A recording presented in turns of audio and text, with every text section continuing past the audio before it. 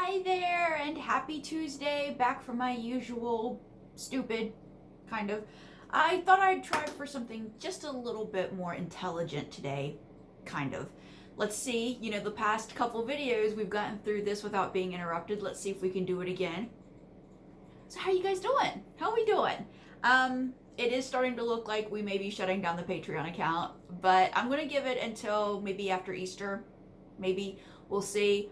But if we stay small, I'm just going to open all this up for free, and I'll find some way to repay you guys for all the support you've shown me. And again, I'm not upset about it. I tried something, didn't work, so we readjust. That's how it works.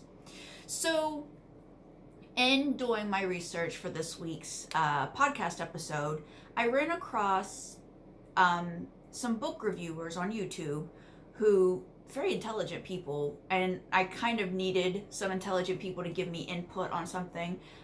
This week's episode is going to be my last Russian author, and I'm going to do it on Vladimir Nabokov. And I wanted to talk more about like his short stories and his work as a teacher and a critic. I don't know why my brain keeps doing this, but I know Vladimir Nabokov more as a teacher and kind of perpetually unimpressed critic, and I keep kind of ejecting from my brain that he wrote the book Lolita. I've never read Lolita. I have actively avoided reading it because a lot of guys talk about how much they like it. I know what the subject matter is, and there are a lot of guys out there going, oh, but it's a great book. Oh, it's a great book. And it's like, it's a book about child molestation. As a former child who experienced some stuff, I don't tend to think kindly of men who try to tell me, but it's a good book. So I found a YouTube page with a very, very intelligent woman who spoke to my biases against the book. And she said that she had held similar beliefs, and she explained why maybe it was still a good idea to give the book a chance anyway. And there was also the whole notion, I came to, think about it later, because I have to sit and chew on some things after I read it or watch it. And after some thought, I started thinking maybe, the imagery that I'm familiar with Lolita is, a lot of it comes from Hollywood. And Hollywood is just infamous for the sexualizing of young girls. They still do it. I mean, I can point to the Harry Potter franchise. They started, combing down Emma Watson's hair and making it all very un-Hermione pretty much by, the second movie, maybe the third. Hermione Granger was not what you would call pretty girl. She was interesting. There were other things about her that were alluring, but they had to do it. And I didn't like the book series Harry Potter. I read them because my husband was obsessed with them, and then I read them, and then it turns out J.K. Rowling is a garbage person. I got really sidetracked, I'm sorry. Having said that, I found this amazing YouTube channel through looking through this. I wish my library was open so that I could get my hands on a copy of Lolita and read it. I'm going to have to rely on critiques and short stories to make my episode tomorrow, but Lolita has made it onto my, to be read list now because of this woman's review of it. Very intelligent, and again, it spoke to my own kind of anxieties about what the book was about. And I think enough of Vladimir Nabokov through reading his essays and stuff that when she said, no, it's not what you think it is, it's actually beautifully written, and you're being purposefully manipulated, and you're going to catch that you're being manipulated while reading it. That sounds great to me. That sounds like a great time. And she says it doesn't get too graphic with the child molestation, so I'm going to give it a try. But this person also, through going through her page, I subscribed, help these people get some attention. I subscribed, and I'm going to make sure to put a link to her YouTube page in the show notes when I post it tomorrow, so keep your eyes peeled for that. She was also talking about what it means to be well-read. She is a Black woman, and she is, I don't know the full extent of her education, but I know that she at least has completed an MFA program. So she has been through the rigors, much more so than I have. I come at you as a lay person with all of this, and she comes from more of a academic, learned sense. So she was talking about, she was actually responding to another video. There's a whole circle of it. I did not want to get into it, but she wanted to like kind of give her own viewpoint on what it means to be well read. So it got me thinking, what does it mean to be well read? Because I do not read for academic reasons. I read mostly for entertainment purposes. I mean, as a writer, I am a pulp writer. Everything that I write is for entertainment purposes. That doesn't mean there aren't messages hidden in there, because my stories tend to be very character centered, and my characters make points for me, and not in a very subtle way. Again, it's pulpy, it's very ham-fisted, but am I well read? So what does it mean to be well read?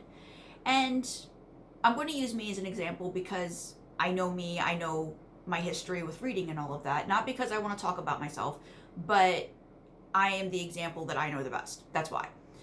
So am I well read? I have read a lot. I have been consuming books since 3rd grade. And books were absolutely an escape for me in an abusive childhood. They were an escape for me in the teenage years that were kind of hard to handle emotional wise. And now they're kind of part of my entire foundation, of my being, my personality, my entire character. Books are in there. And so I've forgotten books that I've read more so than some people have read their whole lives. Now, if you put me in the category of readers, which is a different category from the population as a whole, I say I would land somewhere in the middle. I am not someone who reads 100 books a year. I can't quite get that far. But I read a lot of books a year. I do the Goodreads reading challenge, and I've talked to you about this. I didn't meet the challenge last year, which was 35 books I wanted to hit last year, but I didn't count books that I read for author friends who needed blurbs. I read a few of those. I wrote quite a few blurbs last year. I didn't count books that I read for the show, for the podcast. I read quite a few of those. If I counted those, I would have been over my mark, but I didn't want to. I only wanted to count books that I was reading for fun, books that I was reading that weren't for another reason.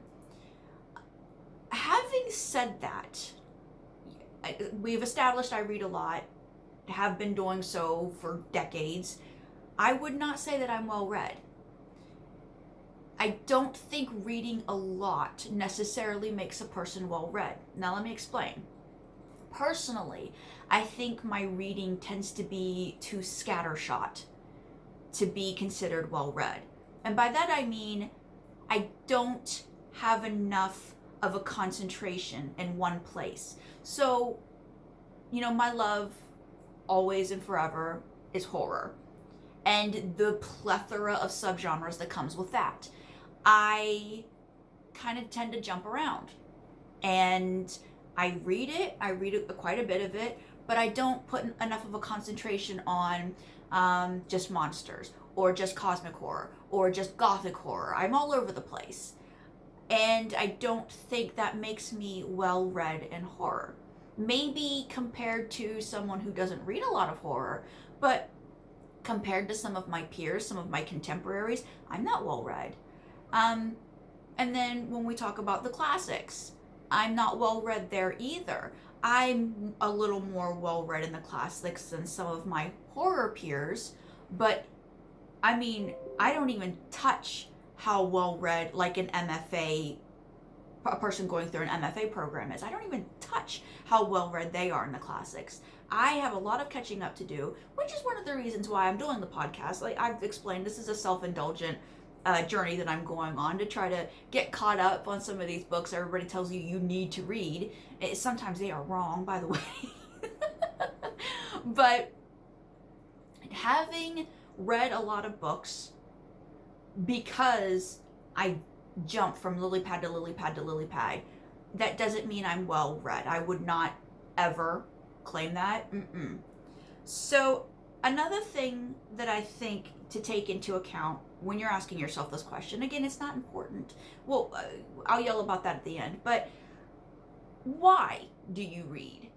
And I think that that's a consideration, because it'll come with different answers. So, do you read for entertainment?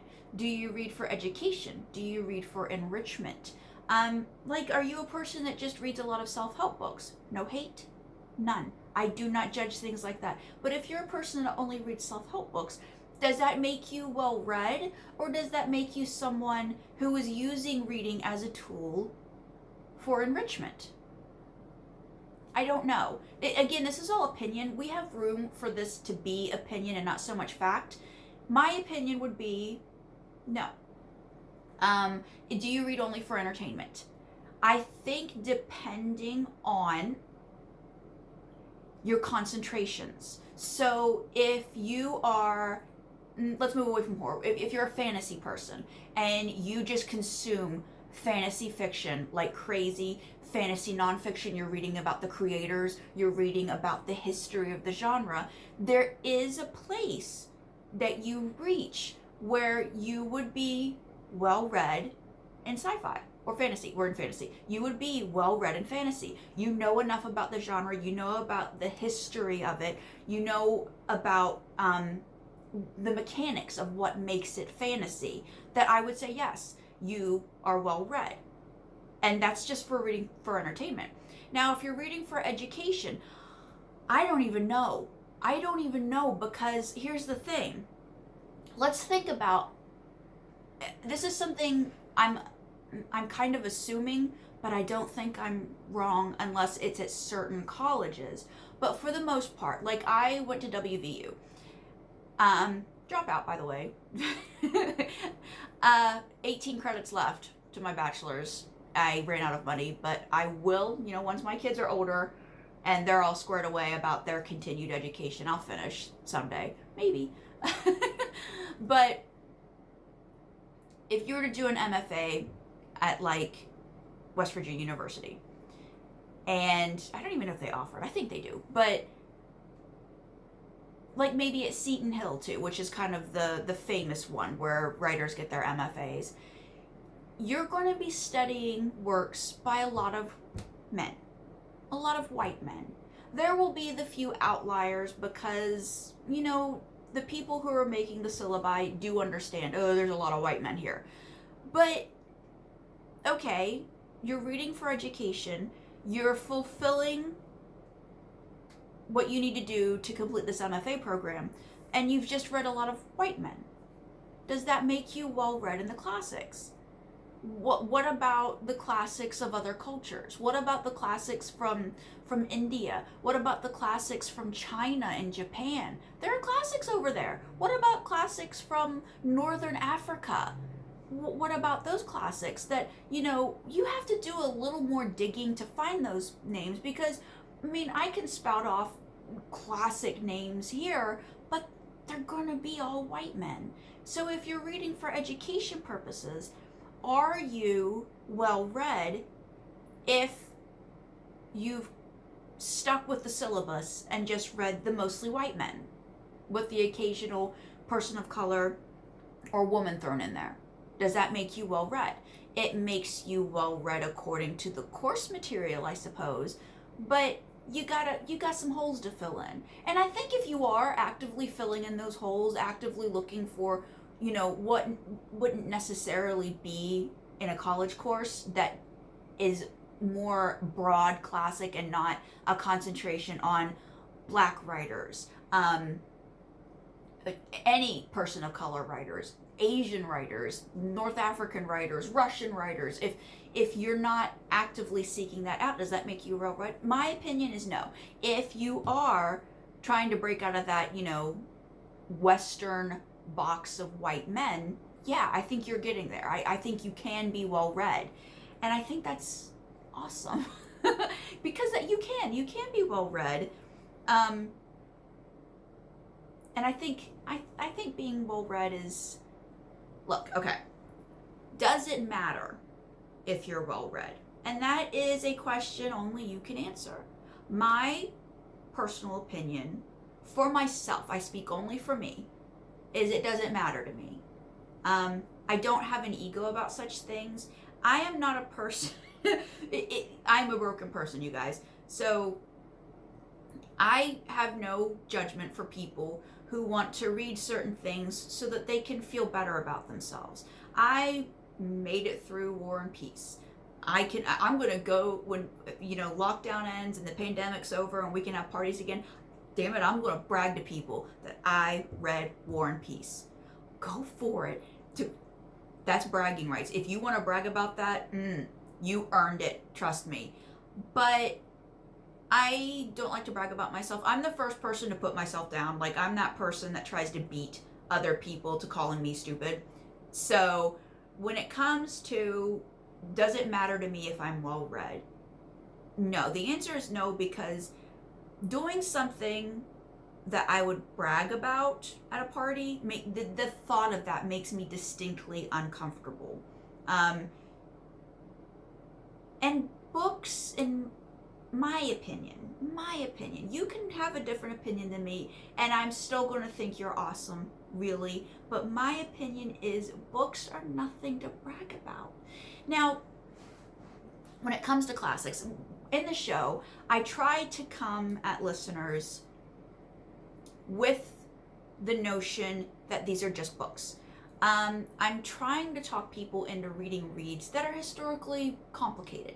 They're not easy to read, and there is something deeper going on with these reads. These are not just simple stories being told. But having said that, simple stories being told, there's almost always something else going on. There is something else being said. There is a point of view that in 20 years will look different, will mean something else, will be a snapshot of a time past. So I don't think that books should be something, being a reader of certain things, I don't think it sets you above other people. I don't think people that read only 17th century French works, I don't think that makes them better from a person who only reads Brandon Sanderson books. The Mistborn trilogy. I don't think just because, and French works are notoriously complicated. There are so many layers to that. And I don't think the person who is taking up the greater challenge is doing more than the person who's reading just for fun. I don't think that. But I do applaud people who take on those challenges, who want to read the more complicated thing. It's something that I'm kind of hush-hush about with the podcast, where it's like, no. It is a classic, and a lot of these classics started out as pulp. A lot of these classics were just pith that the kids were reading, and it pissed off the older people, and they couldn't understand what they saw in it. And they came to be classics because of that snapshot in time that they represented, that snapshot of character that they've come to represent, that no longer exists. And you don't know what book's being written right now that will come out to little or no fanfare, that down the road will mean something, that down the road will be on a MFA syllabus. You don't know. And I am of the opinion that a book is a book is a book. A book is a book, of course. I'm sorry. That's that weird compulsion. Like, I can't say without further ado, because it's really hard for me not to say without further ado. I'm sorry I'm like this, I really am. So my opinion is it doesn't matter if you're well read. I am not well read. I don't think. Even though I read a lot, even though I have read a lot, I do not consider myself to be well read because it's too broad with not enough concentration. Again, just my opinion. Somebody, might go, excuse me, that's complete and utter crap. You are well read. I'm not. I don't think I am. The people who I know who are well read can speak intelligently on that concentration. And I don't think I can speak intelligently on any one concentration. I can speak semi-intelligently about more broad things. And that's because, my reading tends to be more broad. But it doesn't matter to me. I'm fine. I'm reading for fun. I'm reading to kind of check that box on my bucket list. And this is my journey. This is my little, life. And this is how I want to do it. No judgment if there are other reasons for other readers to do that. So, I lost my remote. What about you? Do you consider yourself to be well-read? What do you consider to be well-read? What does that concept mean to you? And let me know. Let's have a talk, because I love these. I love always having these discussions. They make my day. And that'll be it for this week. I got an extension on one of my deadlines, and then quickly took on 3 more things that I have to get done really soon. But I am looking forward to talking with you. I'm looking forward to possibly not having the Patreon anymore. Not because I want it to go away. I like having the Patreon. I like having this little page to tend to. But if it's not working, it's not working. End of the story. So, change is fun. I am fine with change. I'm malleable. I'll bend. I'll reshape myself. No worries. So, yes, Vladimir Nabokov tomorrow. I have to track down a copy of Lolita. I could drive to my library now and pick up a copy. And again, I know Christian, we were talking about books, audiobooks, and my library does have an audiobook of Lolita on CD. They don't seem to be I'm filming this on my phone, or else I would look up what the name of that app is, where you put in your library and you put in your library card number, and you can borrow from like this huge national massive database audiobooks. Is it called Lippy? I don't remember. Flippy? I don't remember. It's an app that I use, and it doesn't appear that my library really has a lot signed up with it. So yeah, I could have gotten this book if I drove to my library, but things are bad here right now, and with all these variants of COVID-19, I don't feel safe doing that. So off to thrift books I go, I guess. I mean, Vladimir Nabokov doesn't care, he's dead if I get it secondhand, but I'll get there. And then maybe I'll do a bonus episode on it and happily speak about how my own biases against that story were way wrong. Again, I'm really happy I found this YouTube channel. The link will be in the show notes tomorrow when I post the episode, because I really would like people to listen to this woman. She is super smart, but she's also super empathetic about certain things. And sometimes that's needed with tricky books. Like Lolita, it's tricky. And again, I think my biases were coming from Hollywood. Kubrick has that famous movie poster with the little girl eating the lollipop. And no, thank you. But because of her speaking to my own anxieties, I'm ready to give it a chance. So yeah. And that'll be it for this week. I don't know what'll be next week. I don't know. We'll think of something. Don't worry. But as always, thank you for being here. Thank you for sticking with me. Thank you for listening to my rambling. I'm sure it would be nice to have someone intelligent to listen to, but you get me. And so without further ado, bye-bye.